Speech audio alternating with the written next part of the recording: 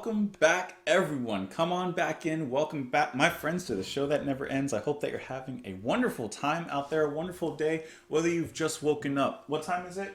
I don't have the time yet. Whatever time, I guess it's right here. 8:30 in the morning right now for myself. Man, it's early. I worked out, woke up at like 7, worked out, ate breakfast, everything, because I knew today we were going to listen to side 2 of The Wall from Pink Floyd.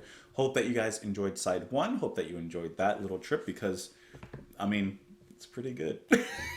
So I'm excited to go ahead and move on into the next side here on the album. Of course, celebrating our 30K subscriber goal that we had met. So we're going to be listening to Goodbye Blue Sky, Empty Spaces, Young Lust, One of My Turns, Don't Leave Me Now, Another Brick in the Wall Part 3, and then Goodbye Cruel World. Interesting that on this side we begin with Goodbye Blue Sky and then Goodbye Cruel World. So we do have more of a journey happening here. So let's get into it. Let's dive into this pool of music. Hope that you guys are, like I said, enjoying it. If you're here for part 2, I can only assume that you enjoyed part 1. So let's go ahead and begin with Goodbye Blue Sky. I might let some tracks go together, might let some, it depends. We'll see. Let's go.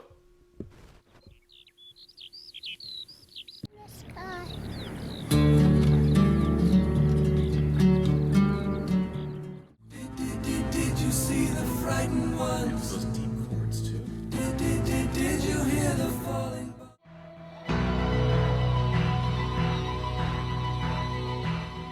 That is really cool how they bring parts back.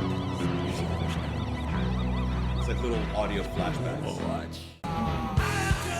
Woo! Hold on, we'll get to it. We'll get back to it. But for now, we gotta talk. Listen, let me cover the first 2 tracks here. Okay, I love how that came in.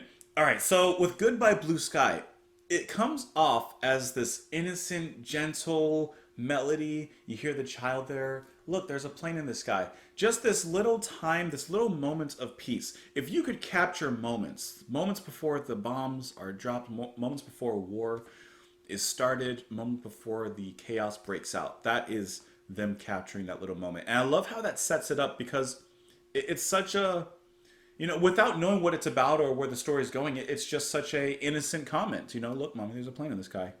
Day is going about as usual. People doing as they are as usual. And then, of course, those deep chords from Right, you hear him come in with that, and it breaks that serenity. Like, immediately, as soon as those dark chords come in, it's just like a dark cloud looming over a beautiful day.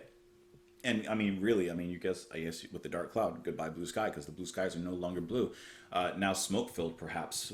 I don't know, but like, that was just amazing. I really enjoyed the way that that was played there, and the way that was created, for lack of a better word. And I think the singing was really nice in there as well. The kind of, did you see the frightened ones, and the way that that's repeated in there, it adds this kind of cold menace into the music, the way that it's being sung there. This is such a cool little track here.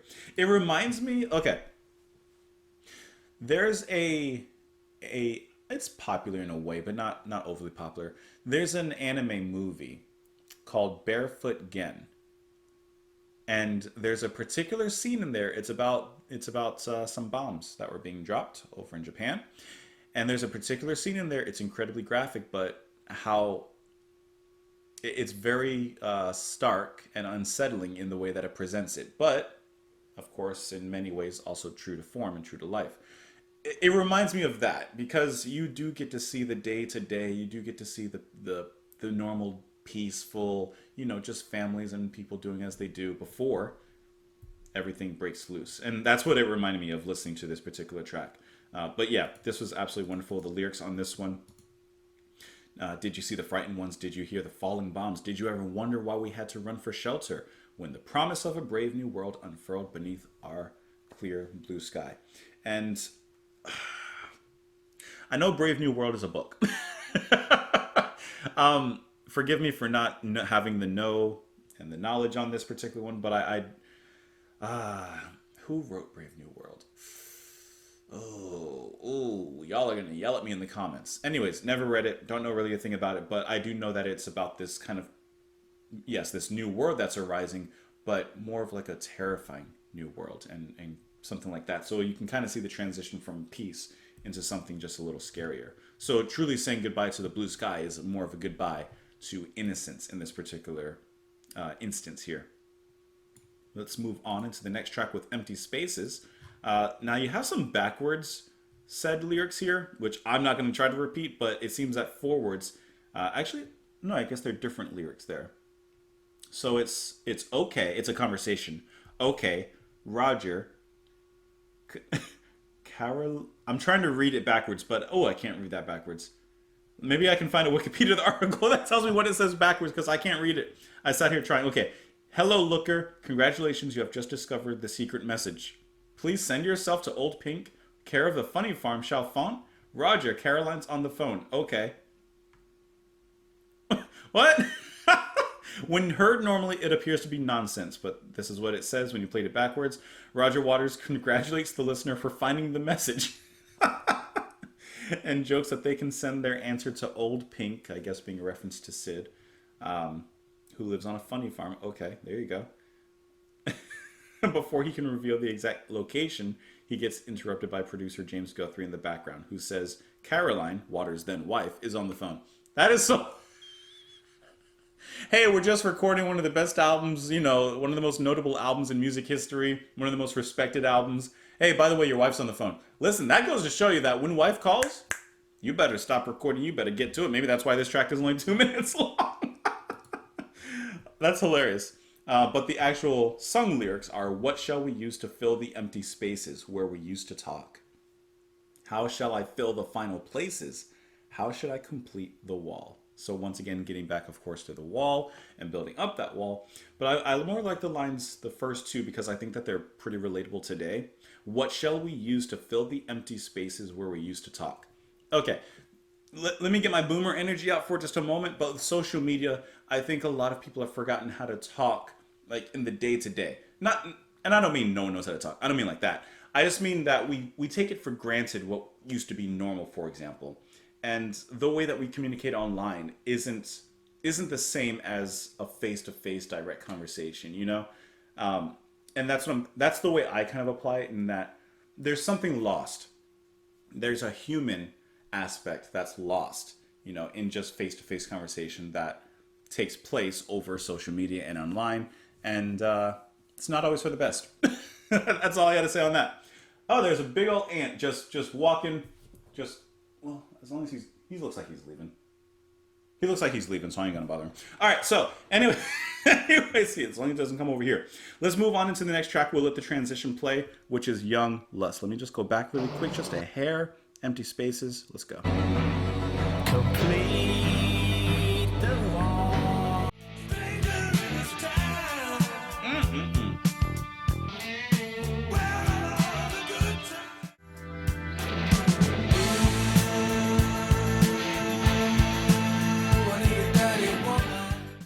I'm sorry, but this is a mover. Sing it to me, Gilmore.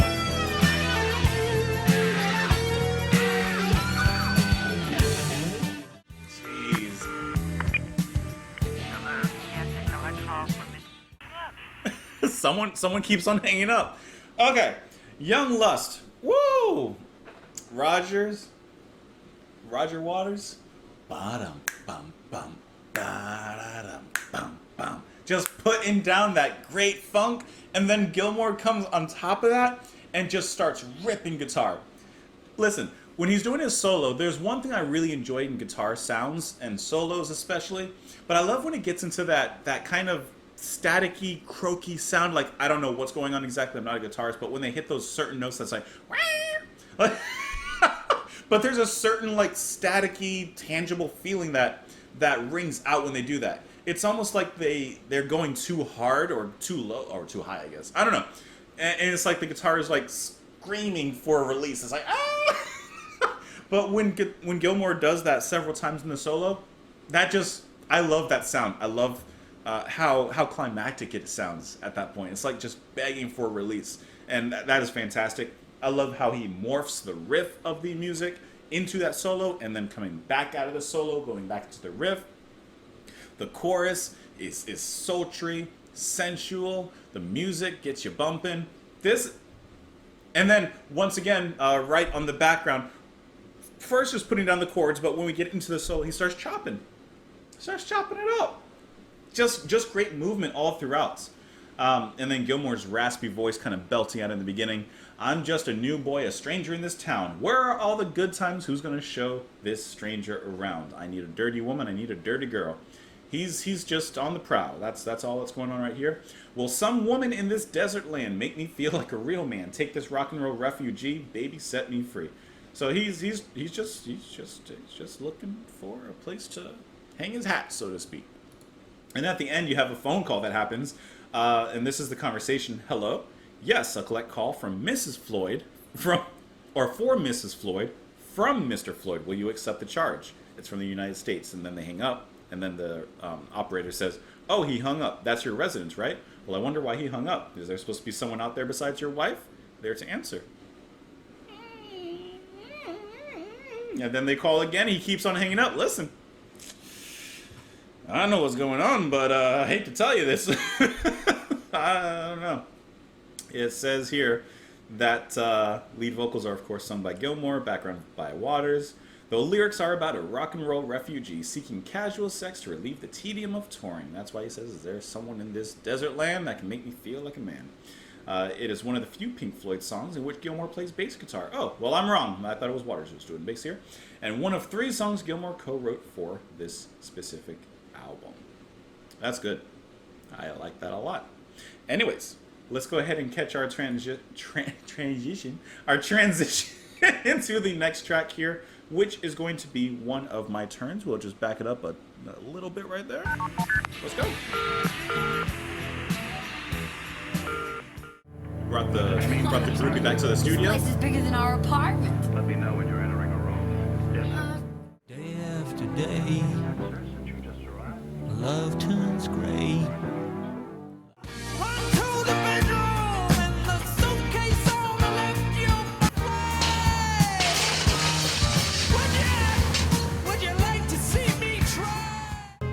Okay, so one of my turns.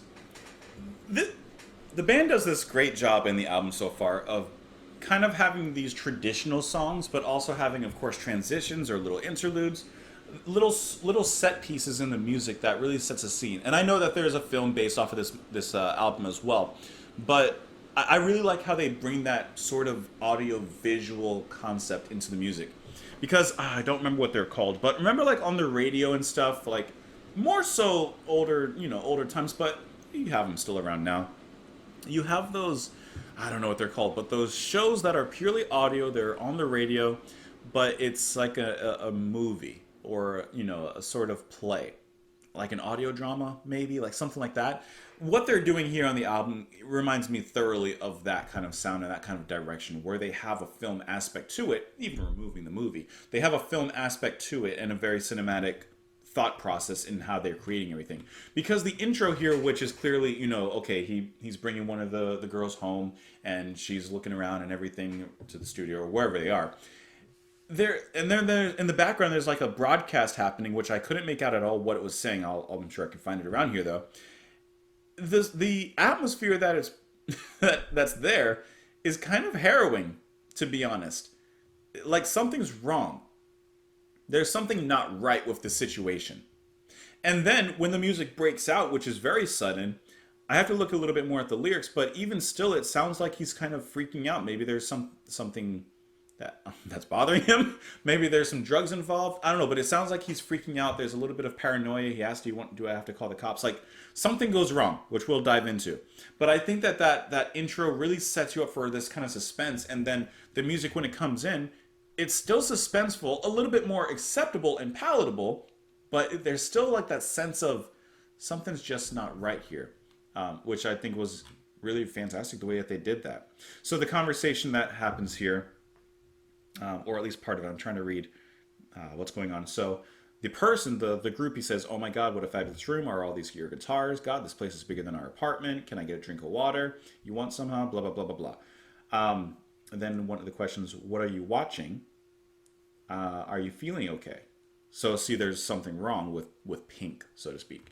And then the broadcast in the back, what's being said is, "I'm sorry, I didn't mean to startle you. Let me know when you're entering a room." "Yes, sir. Can I get a drink?" "Oh, no. I was wondering about..." I don't know. there's something playing on the background. It says, okay, I find it here. So it says the dialogue is taken from episodes of the American soap opera Another World. In the movie, it is replaced by the Dam Busters. Okay. Day after day, the love turns gray, like the skin of a dying man. And night after night, we pretend it's all right, but I have grown older and you have grown colder. And nothing is much fun anymore. And I can feel one of my turns coming on. I feel it cold as a razor blade, tight as a tourniquet, dry as a funeral drum.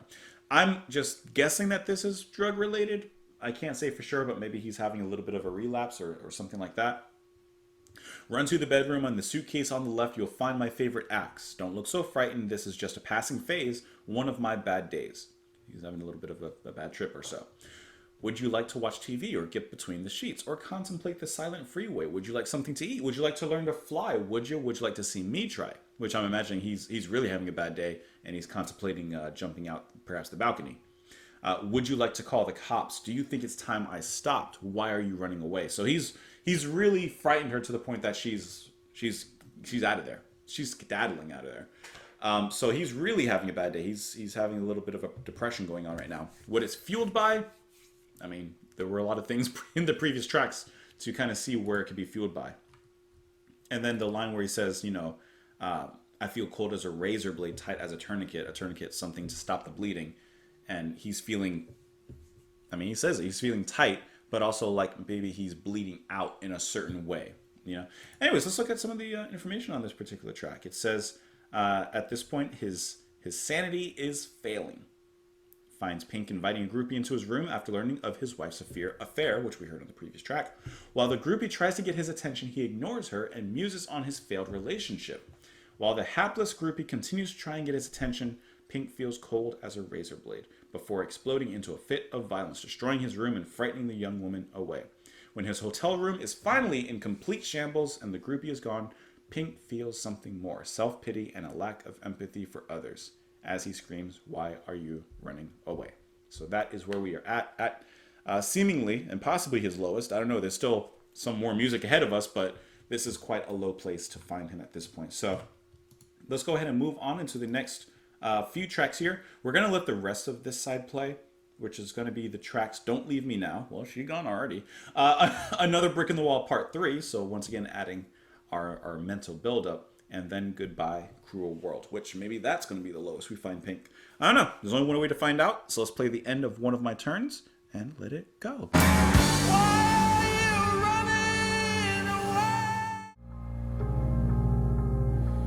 Like these deep, moody keys, taking rhythm with the breathing. I think this is his last call out to his wife, basically. Yeah, right? Starting up with that organ?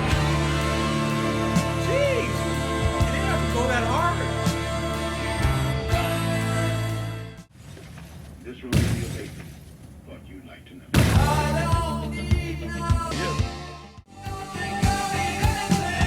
How Waters hits the bass line along with that? That was good. That was solid. There's nothing you can say to make me change. Okay, and then it moves on to the side 3, but we're not here for side 3. We're here to discuss side 2. So, okay, we've really gone down into a valley. We've really gone down into the true lowest point, especially there at the end, where, yeah, he's kind of done. He's kind of done at this particular point. Going back to Don't Leave Me Now. So, I would say, obviously, this is him kind of reaching out into his wife who is having an affair while he's gone and everything. And this is like that final, it's, it follows up with Another Brick in the Wall Part 3. And this is that final brick in the wall, that final hair on the camel's back. Is that right? Hair on the camel's back? That breaks the camel's back and it breaks his stride. And that's what really causes him to fully give up, in a sense. And the way he's singing in Don't Leave Me Now is so desperate. It's so frail and just like, it's sad. Right, I think the band, Roger and Gilmore, everyone, I think they've done a great job of portraying that sadness and portraying that last feeling, like that final feeling of just wanting one last thing, and then that one last thing is taken away from you, and you have nothing. I think the frailty of the desperation that they've portrayed there and the anger really has, I think they do a good job there. Because that's what you're really feeling in Don't Leave Me Now and then moving into Another Brick. Like, you're feeling that anger. Even when he's screaming out, let me find the line here. It says, "How could you go when you know how I need you? To beat to a pulp on a Saturday night." So listen, that ain't good. she might be leaving for many reasons, and that being one of them. And then to the desperation, babe, don't leave me now. How can you treat me this way? Now he's, like, it's a lot of emotions and a lot of stuff that they're handling here. And then, of course, once again, the band comes in for one last big moment on the end of that track, and that's the last big climax. After that, it just kind of goes back down and kind of dwells in this pity and this sadness. And when you move into Another Brick in the Wall Part 3, this is kind of the beginning of that acceptance. So I guess it's televisions that are being smashed at that point because you hear all the poof, poof, poof. And he says, "I don't need no arms around me. I don't need no drugs to calm me. I have seen the writing on the wall." I've seen the writing on the wall, taking that phrase and now morphing it into this concept. That's really nice. "Don't think I need anything at all. All in all, it was just bricks in the wall. All in all, you were just bricks in the wall." So now he's putting the blame on others. They were the bricks that built up his wall. They were the issue. That was what created his mental block. And then, of course, moving into the final track here on this side, "Goodbye Cruel World." Once again, mirroring "Goodbye Blue Sky." A loss of innocence, a loss of life, a loss of clarity, a loss of sense, as he says, "There's nothing to change my mind. I'm leaving you today." I mean, that's basically his step out onto the balcony, onto the precipice. Will he step over the precipice? We don't quite have the answer. I would imagine not, since there's two more sides to the album. If this was the album, then, maybe it's left up to interpretation, but I'm sure that we're going to get the answer as we move forward into the rest of the album here. So, anyways, this is a journey. This is, to me, it's a very enjoyable journey. I love music like this where I can visualize, there's a story to go along with it. I like things that are up to interpretation, but I also like a good story. And so far, I'm invested. So, hope that you guys have enjoyed part 2, side 2, listening alongside with me. Of course, you're more than welcome to let me know all of your thoughts in the comments down below. You, of course, can follow me over on Twitter. You can support the channel on Patreon if you enjoy what I do. You don't have to, but it helps. And besides that, have a wonderful rest of your day. I'll see you all later, guys. Bye.